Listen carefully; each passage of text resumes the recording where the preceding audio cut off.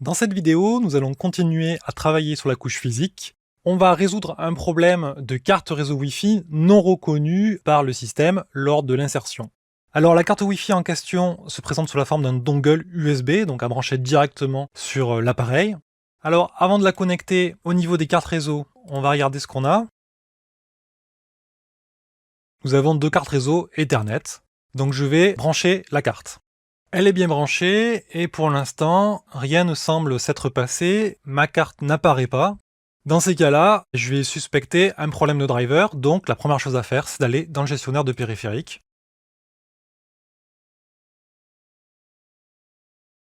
Au niveau des cartes réseau, je ne vois pas plus. Par contre, je vois ici un périphérique avec un point d'exclamation qui est détecté comme une carte réseau Wi-Fi justement, mais apparemment, il y a un problème, donc je peux faire propriété, et on me dit que les pilotes ne sont pas installés. Donc, comme les pilotes ne sont pas installés, mon OS ne peut pas discuter avec la carte, et donc elle n'apparaît pas dans les cartes réseau. Ce qu'on va faire, c'est qu'on va l'installer, alors deux possibilités, soit avec le dongle, on vous a livré les drivers, soit vous pouvez aller les récupérer sur le site du constructeur. Ici, je les ai récupérés déjà sur ma machine, ça se présente sous la forme d'un exécutable que je peux lancer, et l'installation des drivers va se faire automatiquement. On va donc maintenant retourner dans le gestionnaire de périphériques, en actualisant.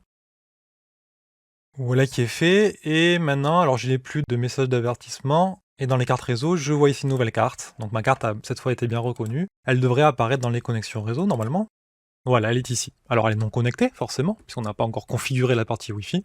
Seulement quand on fait un clic droit connecter, on voit que ma carte reconnaît différents réseaux Wi-Fi. Donc ensuite, il me restera simplement qu'à rentrer la clé d'un des réseaux Wi-Fi pour me connecter. Très souvent, l'installation des drivers se fait automatiquement à l'insertion du périphérique dans Windows, à partir du moment où Windows reconnaît le matériel, et surtout reconnaît le driver qu'il faut associer au périphérique. Mais il se peut que ça ne fonctionne pas.